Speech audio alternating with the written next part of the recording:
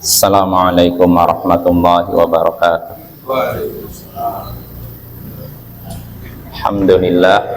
Alhamdulillahi ala ihsani wa syukru lahu ala taufiqihi wa amtinani wa asyhadu an la ilaha illallah wahdahu la syarika lahu ta'ziman li sya'ni wa asyhadu anna Muhammadan abduhu wa rasuluhu da'i ila ridwani wa sallallahu wa sallam alaihi wa ala alihi wa sahbihi wa ikhwani amma ba'd. Ayyuhal ikhwah wal akhwat, a'azzani wa a'azzakumullah, saudara-saudariku yang semoga dimuliakan oleh Allah. Kita bertemu kembali di malam Senin untuk mengkaji pembahasan tauhid menggunakan kitab tauhid alladhi huwa haqqullahi 'alal 'abid, karya Syekhul Islam Mujaddidud Da'wah Muhammad ibnu Abdul Wahhab bin Sulaiman At-Tamimi rahimahullahu ta'ala. Ya, pada pertemuan sebelumnya kita masih di bab qaulullahi ta'ala, bab firman Allah ta'ala, alam taro ilal ladina yaz'umuna annahum amanu bima unzila ilaika wa ma unzila min qablika yuriduna an yatahakamu ila taghuti wa qad umiru an yakfuru bih wa yuridu syaitanu an yudillahum dhalalan ba'ida. Bab firman Allah Ta'ala, apakah engkau tidak memperhatikan, apakah engkau tidak menyaksikan orang-orang yang mengaku beriman kepada apa yang diturunkan kepadamu dan apa yang diturunkan sebelummu? Apakah engkau tidak memperhatikan, tidak menyaksikan orang-orang yang mengaku beriman kepada apa yang diturunkan kepadamu dan yang diturunkan sebelummu? Mereka ingin berhukum kepada taghut, mereka ingin mengambil keputusan dari taghut, padahal mereka telah diperintahkan untuk mengingkari taghut tersebut. Dan setan menginginkan dan setan ingin menyesatkan mereka dengan kesesatan yang jauh. Nah, ini judul babnya Bapak. Dan sudah kita bahas di sini kan, apakah engkau tidak menyaksikan orang-orang yang mengaku beriman kepada apa yang diturunkan kepadamu? Apa yang diturunkan kepadamu? Di sini kepada siapa? Nabi Muhammad. Berarti yang diturunkan pada Nabi Muhammad namanya apa? Al-Quran. Dan apa yang diturunkan sebelummu? Apa itu? Taurat, Zabur, Injil, ya, dan Suhuf Ibrahim, Musa. Jadi apakah engkau tidak menyaksikan orang yang mengaku beriman kepada Al-Quran dan kepada kitab sebelum Al-Quran, mereka ingin berhukum kepada taghut, padahal ngakunya apa? Beriman kepada Al-Quran, kepada kitab-kitab sebelum Al-Quran, tapi anehnya berhukumnya kepada taghut, ngambil keputusannya pada taghut, ngambil aturannya dari taghut, padahal mereka sudah diperintahkan untuk mengingkari taghut. Nah, di sini mereka ini berapa kali disebutkan orang yang ngaku beriman kepada Al-Quran dan sebelum Al-Quran.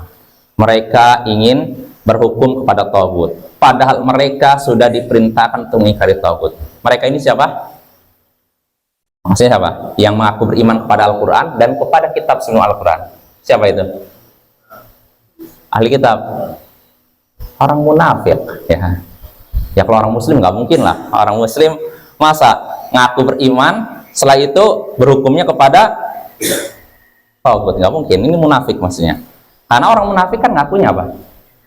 Beriman kan? Oh, kami aman. Nah, kalau ketemu orang beriman, ketemu muslim, mereka menyatakan kami beriman. Tapi kalau ketemu setan-setan mereka, itu disebutkan surat Al-Baqarah, maka mereka berkata apa? Tadi itu kami cuma main-main saja di hadapan orang muslim. Inna ma'akum, sesungguhnya kami itu bersama kalian sebenarnya, sama-sama kafir. Tadi di depan orang muslim kami menyatakan, oh saya beriman sama seperti kalian. Ini sekedar main-main saja. Nah, artinya ayat ini menyinggung tentang orang munafik. Karena orang munafik kan ngakunya apa? Beriman kepada Al-Quran kan? Ya nggak ada orang munafik yang kau beriman kepada Al-Quran. Wah, oh ini bukan munafik lagi nih. Kafir tuh lain, ya kan? Nah, kalau orang munafik nggak seperti itu. Dia menampakkan Islam, tapi menyembunyikan kafiran. Inilah yang disinggung oleh Allah. Jadi apakah engkau tidak memperhatikan orang-orang munafik itu? Mereka ngaku beriman kepada Al-Quran, ngaku beriman kepada kitab sebelum Al-Quran, tapi anehnya mereka ngambil keputusan hukumnya bukan dari Al-Quran, tapi dari Tagut. Padahal mereka sudah diperintahkan untuk mengingkari Tagut. Dan setan ingin menyesatkan mereka dengan kesesatan yang jauh. Ya, artinya, Bapak-bapak, Ibu-ibu, ayat ini atau judul bab ini akan menyinggung tentang permasalahan berhukum kepada Tagut, kepada selain Allah, ngambil keputusan dari selain Allah, keputusan hukum selain Allah. Ini pembahasannya ya. Artinya menyinggung tentang apa hukum berhukum dengan hukum selain Allah, bagaimana status pelakunya, dan bagaimana sikap kita kepadanya, gitu Bapak. Nah, itu judul babnya, dan kita sudah membahas beberapa dalil yang disebutkan Syekh. Yang pertama, dalil dalam Al-Quran yang disebutkan Syekh, wa qauluhu, dan firmannya, wa idza qila lahum la tufsidu fil ard qalu innama nahnu muslihun. Dalam surat Al-Baqarah ayat 11, jika dikatakan kepada mereka, jangan berbuat kerusakan di muka bumi, jangan membuat kerusakan di muka bumi, mereka pun menjawab, sesungguhnya kami justru mengadakan perbaikan. Kalau dikatakan jangan berbuat kerusakan, mereka malah menyatakan kami justru melakukan perbaikan. Siapa mereka ini? Orang-orang munafik lagi-lagi. Jadi orang-orang munafik ini Allah katakan, kalau dikatakan kepada mereka jangan berbuat kerusakan di muka bumi, apa yang mereka lakukan sehingga dianggap merusak? Apa maksudnya ini? Kenapa Allah katakan jika dikatakan kepada mereka jangan berbuat kerusakan di muka bumi? Apa maksud berbuat kerusakan di muka bumi sini, Abi? Maksudnya? Hah? Akan syirik, titik. Apa lagi? Ya, artinya meninggalkan alam. Ya, maksud di sini artinya jangan berbuat maksiat. Ya, karena apa? Kenapa berbuat maksiat dianggap merusak bumi? Karena maksiat ini bisa mengundang bencana, tsunami, banjir, tanah longsor, dan semuanya. Semua bencana yang ada di muka bumi sebabnya karena apa? Dosa. Faktor utamanya dosa. Ya. Adapun ininya mungkin misalkan tanah longsor karena pohon ditebang, ya itu diantaranya, sebabnya diantara itu. Tapi faktor utamanya karena dosa. Allah tidak mungkin menyiksa suatu kaum kalau mereka itu soleh, muslih, udah soleh memperbaiki, nggak mungkin. Nah, kalau Allah sudah menakdirkan suatu daerah terkena bencana, ketahuilah di situ ada maksiat, dan ketika maksiat ada di situ tersebar, tidak ada orang yang berusaha mencegahnya. Nah, inilah turun siksa, Bapak ya. Nah, jadi orang-orang munafik di sini Allah katakan mereka itu berbuat kerusakan di muka bumi, yaitu dengan bermaksiat, ya.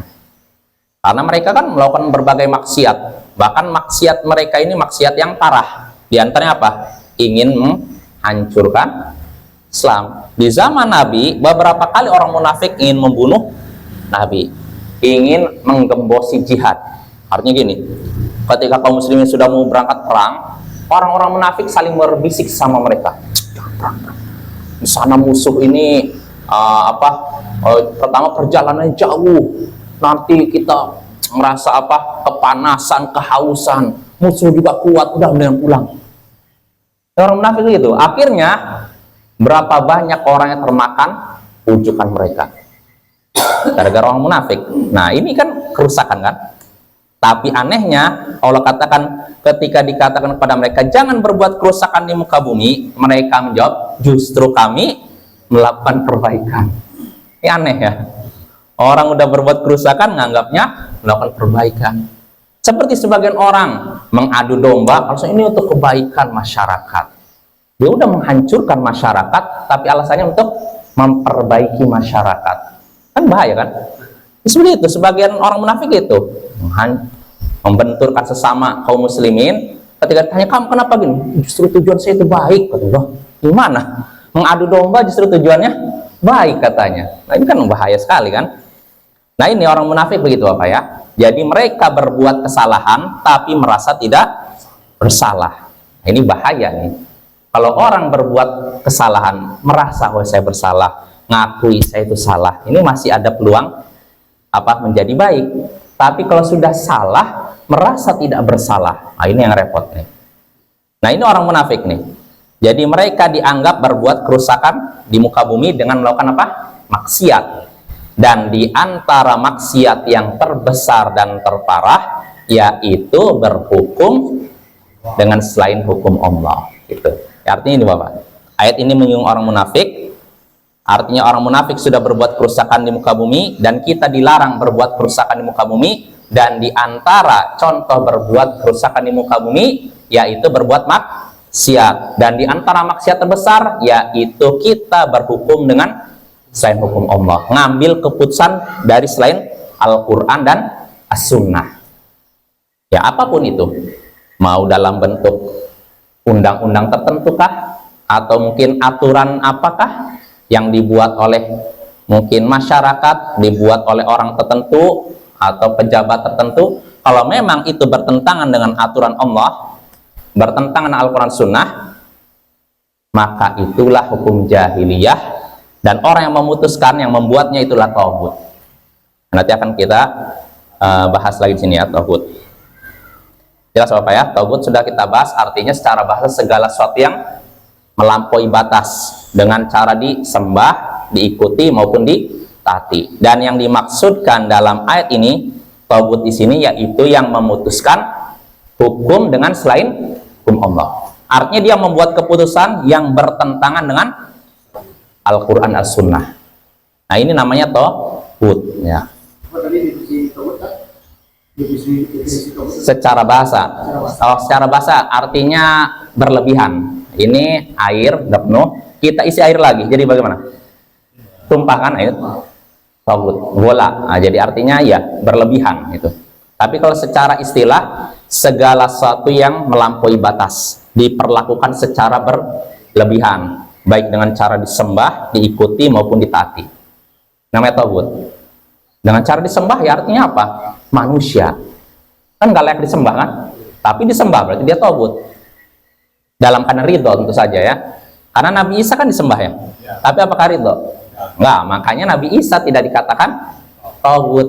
Tapi kalau contoh tauhid apa? Contohnya apa? Disembah dalam keadaan ridho. Fir'aun bukan cuma ridho, bahkan ngajak orang.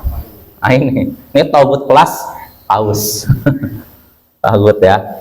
Dan masih lagi atau sebagian seperti masyayikh sufi, sebagian bukan semuanya. Mereka ridho muridnya sujud ke hadapan dia. Ada kayak gitu Bapak. Sujud di hadapan. Jadi muridnya sujud kepada dia. Sujud apa ini? Sujud disertai ketundukan, penghinaan. Bukan cuma sujud aja, ruku pun bisa masuk situ. Ruku kita nggak boleh kepada selain Allah. Saya pernah menyaksikan di sebuah pokoknya di internet lah, entah di Facebook atau di Instagram, di sebuah pondok pesantren, nggak mau saya sebutkan namanya. Jadi ketika pimpinannya masuk ke lingkungan pesantren, semua santrinya itu saya perhatikan, padahal pimpinannya naik mobil biasa, semuanya tiba-tiba begini posisinya itu, lewat begitu semua, sampai begitu semua, itu udah berlebihan. Itu namanya ruku. Sedangkan ruku itu hanya untuk Allah ya. Loh, tapi ini kan untuk penghormatan. Walaupun penghormatan nggak boleh, apalagi kalau niatnya ibadah. Wah, ini keluar dari Islam, nggak boleh ya. Nggak boleh seperti itu. Nabi Sallallahu Alaihi Wasallam saja pernah ditanya dalam sebuah hadis, kalau seorang ketemu dengan saudaranya, apakah perlu berpelukan? Enggak. Apakah perlu ayan hanilah? Ayan hani tadinya nunduk gini ya, seperti sebagian orang Jepang kan? Kata Nabi enggak. Apakah jabat tangan? Ya. Kenapa? Berciuman. Oh ya, kalau maksudnya enggak, maksudnya gini, yang dianjurkan itu nggak dianjurkan begini. Kalau walaupun kebiasaan masyarakat Timur Tengah kan kayak gitu, ketemu cium pipi kan. nggak dilarang. Artinya yang dianjurkan itu cuman ini, udah cukup gitu. Oh, kalau sama orang tua, kalau sekedar cium tangan, tidak sampai benar-benar seperti kayak ruku, seperti sujud, nggak masalah, insya Allah. Tapi kondisi saat ini banyak kan yang seorang anak itu kan ya ketika mau nikah ya kan disuruh sujud seperti orang tua. Nggak perlu. Iya, kan ada sebagian daerah sampai kayak ngesot jalan gitu. Oh, nggak usah begitulah. Biasa aja, orang tua kita hormati, harus kita agungkan, kita muliakan, tapi jangan diperlakukan secara berlebihan. Ya, ketika kita tidak sambil ngesot lalu cium tangan, itu insya Allah udah menghormati. Ketika kita ketemu, assalamualaikum Pak, cium tangan, udah selesai.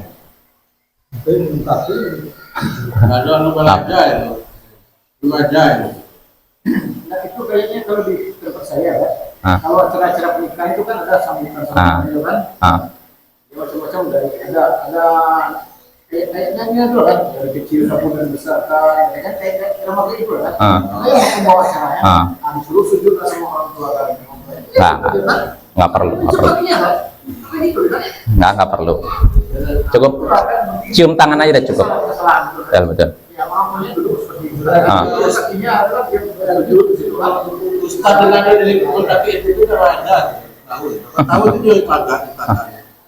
Ya artinya ini aja, kalau kita mau menghormati orang tua, cium tangan udah cukup. Cium tangan, kalau orang Arab cium tangan terus cium ini biasanya. Jadi orang Arab tuh menghormati orang tua dengan cium ini, gitu. Salah cium ini, gitu. Iya, jadi kalau di kita kan lain lagi kan. Ya kadang lain budaya lain ini, tapi setidaknya kalau kita udah pegangan terus cium ada cukup gitu, gak usah lebih dari itu.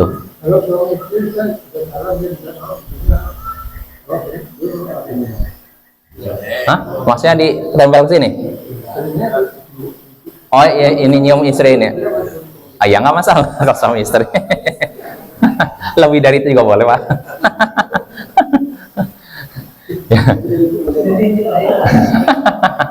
Ya artinya Bapak, pokoknya tauhid itu secara bahasa segala sesuatu yang berlebihan. Ya, ini air, kasih air lagi kan jadi berlebihan kan, meluap kan. Nah ini namanya tauhid, berlebihan ya. Nah terus itu secara bahasa. Secara istilah pokoknya segala sesuatu yang diperlakukan secara melampaui batas, berlebihan, baik dengan cara disembah. Sembah tadi contohnya Fir'aun, artinya disembah sini dalam keadaan ridho. Ya, ada pun tidak ridho seperti Nabi Isa, nggak dikatakan tauhid. Jelas apa ya? Atau seperti Syekh Abdul Qadir Jailani, ini juga perlu kita ketahui, orang sufi memperlakukan beliau secara berlebihan. Orang sufi ya, sampai meyakini Syekh Abdul Qadir Jailani ikut membantu Allah dalam mengatur alam semesta. Syekh Abdul Qadir Jailani, betul itu. Ini udah berlebihan. Syekh Abdul Qadir Jailani kalau hidup mengingkari perbuatan mereka semua. Apa? Masa Syekh Abdul Qadir Jailani? Nabi Musa maksudnya. Oh. Masa kayak gitu? Ada ceritanya yang YouTube. Wow. Rawahu majhul. Ya artinya berlebihan Bapak, itu udah berlebihan, diangkat kedudukannya seperti Allah, nggak boleh seperti itu. Itu namanya tauhid. Kalau misalkan seorang diangkat menjadi seperti posisi Allah dalam keadaan ridho, itulah tauhid. Tapi kalau tidak ridho, tidak dikatakan tauhid. Ya tauhid diantaranya apa berarti? Ya itu contohnya Fir'aun, atau sebagian masyayikh sufi, murid-muridnya sujud di hadapan dia dalam ridho. Atau seperti siapa? Lia Aminuddin. Ya kan, yang aku ibunya Nabi Isa, katanya anaknya Nabi Isa kan. Itu saya saksikan sendiri di majalah Gatra atau Tempo, itu ada foto dia sedang duduk kursi, pengikutnya sujud di hadapan dia.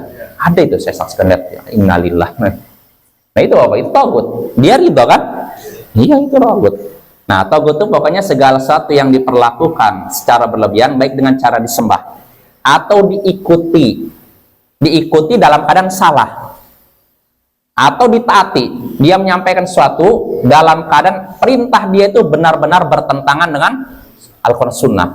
lalu kita ikuti, berarti dia togut itu. Nah, ini banyak contohnya Bapak ya. Ketiga adalah misalnya yang diikuti taat dan patuh ajaran agamanya. Tapi masyarakat di sana cuma bukan itu ada juga yang nggak mau keluar, nggak mau apa ini dari yang lain gitu. Oh, maksudnya dalam mengikuti dalam keadaan tidak tahu. Istilahnya taklid, ikut-ikutan, membebek, mengekor. Sama kita di luar orang bilang apa begitu. Jadi kita nggak mau berubah, nggak mau belajar. Ada sebahagian mungkin pada kecil, dia mengikuti itu. Kalau itu beda Pak, beda. Artinya gini, yang dimaksud togut itu gini. Kalau ada seorang yang salah, memberikan pendapat, mempunyai pendapat yang salah, jelas-jelas bertentangan dengan Al-Quran Sunnah, lalu kita ikuti dia sadar pendapatnya salah, tapi diikuti, berarti dia togut itu. Tapi kalau misalkan seorang itu punya pendapat yang misalkan dia dalam keadaan tidak tahu benar apa salah, ini nggak bisa dikatakan, tidak bisa dikatakan togut. Itu lain lagi masalahnya Pak. Itu bisa dibilang jahil atau mutajahil, orang bodoh atau pura-pura bodoh. Nah, itu beda. Kalau orang yang istilahnya bodoh, benar-benar tidak tahu, dimaafkan. Di suatu tempat dia terjatuh dalam syirik, terjatuh dalam bid'ah atau maksiat, dalam keadaan nggak ada di situ dai atau ustadz yang membahas tentang itu, dia terjatuh dalam itu. Apa?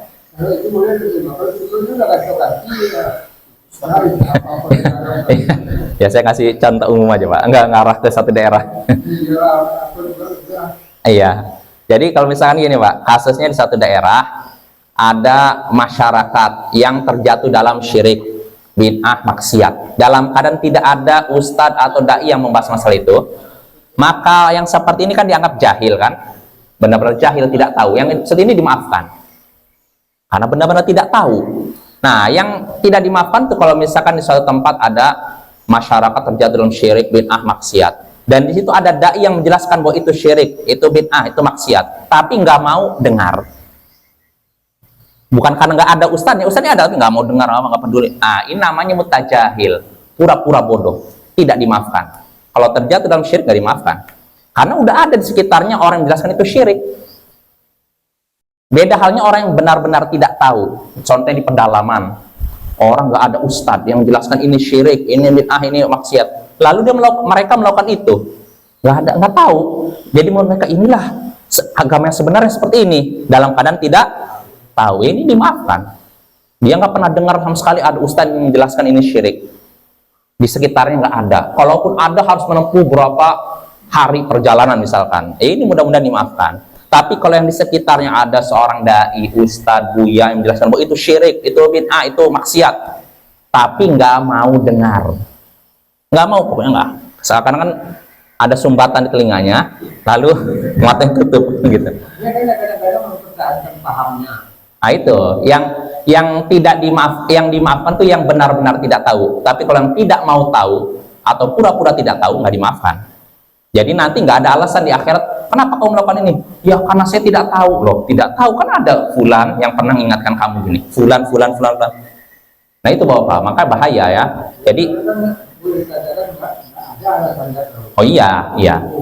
Betul. Jadi Bapak sebenarnya dalam kaidah syariat itu orang yang melakukan kesalahan karena bodoh, tidak tahu, benar-benar tidak tahu, dimaafkan. Perbuatan apapun, walaupun kekafiran sangat parah, seorang melakukan kesyirikan, kekafiran, perbuatan kafir misalkan, tapi dia benar-benar nggak tahu kalau ini kafir. Dia ngakunya muslim nih, lahir dalam keadaan muslim misalkan, tapi dia melakukan kekafiran dalam keadaan dia tidak tahu bahwa itu kafir. Nggak ada di sekitarnya ustadz yang membahas itu, maka yang sekian dimaafkan karena benar-benar tidak tahu. Tapi kalau di sekitarnya ada ustadz yang membahas itu, tapi dia nggak punya perhatian sama sekali, bahkan dia ini nggak dimaafkan seperti ini. Kalau nanti ini dia meninggal, nggak ada alasan nanti, oh kenapa kamu lakukan ini, oh saya tidak tahu. Bukan tidak tahu, tapi tidak mau tahu kamu. Bisa dibedakan apa ya? Tidak tahu dan tidak mau tahu. Yang dimaafkan tuh benar-benar tidak tahu. Kalau tidak mau tahu beda lagi. Begitu juga pura-pura tidak tahu. Ini sama-sama bermasalah, tidak mau tahu dan pura-pura tidak tahu. Ya makanya ini Bapak, hendaknya kita semangat menyebarkan ilmu. Mudah-mudahan yang tidak tahu jadi tahu, dan yang tidak mau tahu mudah-mudahan jadi tahu juga. Ya. Kalau zaman sekarang karena internet aja, orang itu pura-pura tidak tahu. Itu yaitu yang repotnya. Di sini suatu masalah bisa keluar. Betul. Repotnya Bapak, kalau syirik, kalau mungkin maksiat ini masih agak ringan lah, atau bid'ah ya masih agak ringan ya. Tapi kalau yang repot tuh syirik. Ada seorang terjatuh dalam syirik, padahal situ dakwah tauhid tersebar di mana-mana. Di kampungnya bisa jadi ada, belum lagi di medsos, di YouTube, di mana. Tapi dia tetap melakukan syirik. Nah ini khawatir yang seperti ini. Kata para ulama, orang seperti ini la yu'dzar bil jahal, nggak dapat maaf karena alasan tidak tahu, kebodohan Kak. Tapi ya itu, kalau kasusnya seperti di zaman tahun 70-an, belum ada internet, nggak ada ustadz yang ini, dia melakukan syirik, ya mudah-mudahan dimaafkan. Nah, Bapak ya. Nah, ini pentingnya kita juga mengingatkan satu sama lain untuk menyebarkan ilmu ya. Sebagai bentuk sayang kita kepada kaum muslimin yang terjatuh dalam kesalahan, yang mau syirik atau bid'ah, maksiat dan semacamnya. Ya, jadi kembali lagi Bapak, itu masalah Allah menyebutkan tentang keadaan orang munafik. Mereka ditegur jangan berbuat kerusakan di muka bumi, malah mereka merasa mengadakan perbaikan ya. Jadi di sini di antara bentuk merusak bumi yaitu bermaksiat, dan di antara maksiat terbesar yaitu berhukum dengan hukum selain Allah, mengambil keputusan kepada selain Al-Quran dan Sunnah ya. Nah itu. Lalu yang kedua, dalil yang kedua disebutkan Syekh, wala tufsidu fil ardi ba'da islahiha. Jangan kalian berbuat kerusakan di muka bumi setelah diperbaiki, setelah Allah memperbaikinya, setelah Allah menciptakannya dengan baik. Di sini Allah juga melarang berbuat kerusakan di muka bumi. Apa maksud berbuat kerusakan di muka bumi di sini? Aldi, berbuat maksiat, dan di antara maksiat yang terbesar yaitu berhukum kepada hukum selain Allah ya.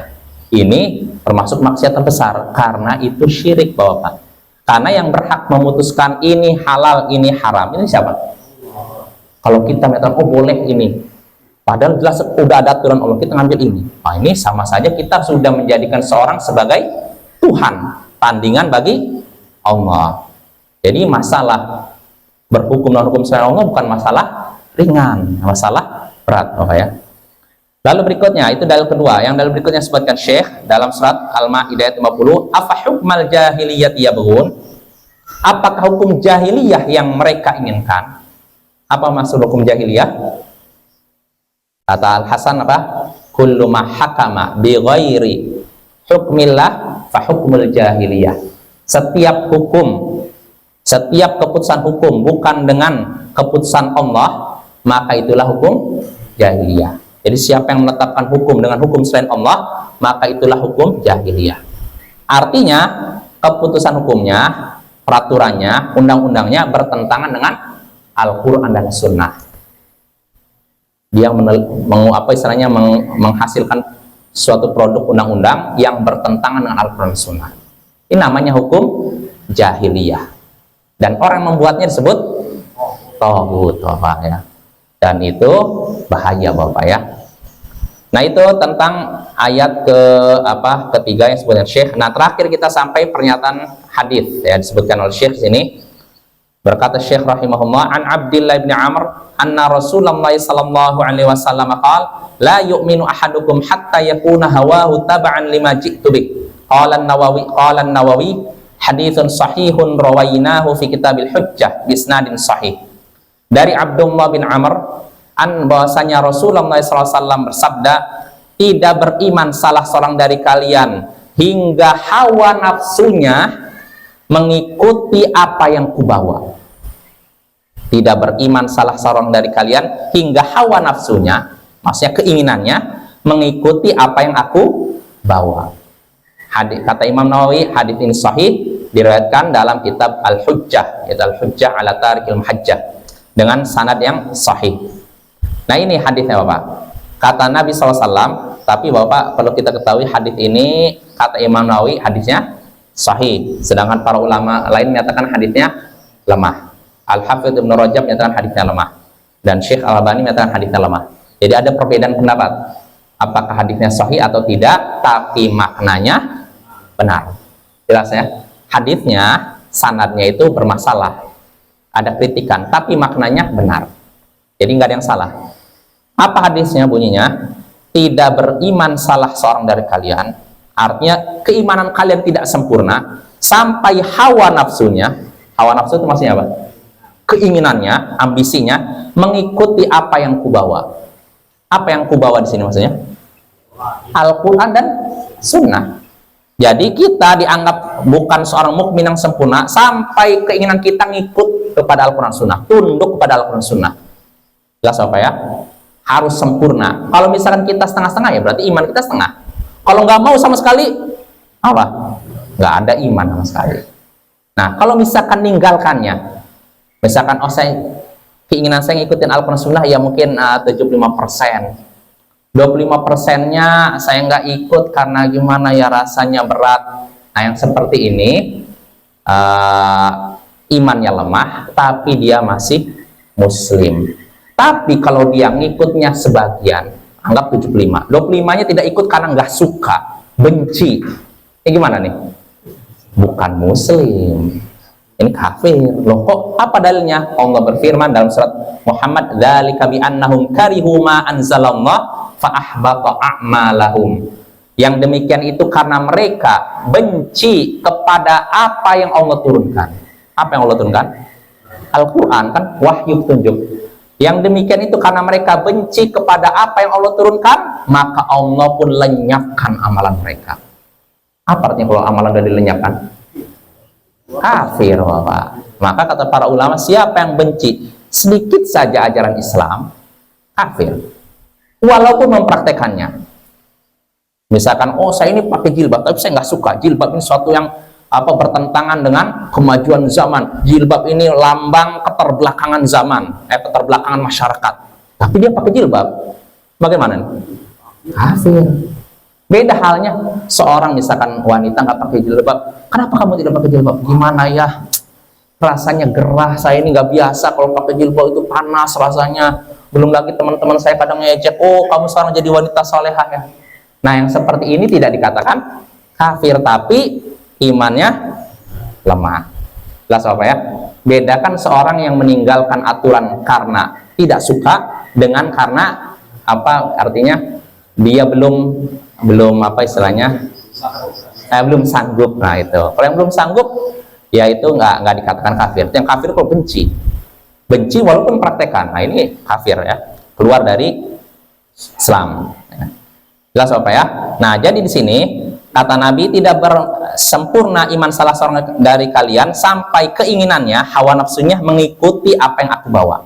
Ini dalam segala hal, terutama dalam masalah peraturan-peraturan apapun. Jadi kalau aturan-aturan kita punya keinginan gini, masyarakat punya keinginan gini, tapi Al-Quran Sunnah menyatakan A, masyarakat ingin B.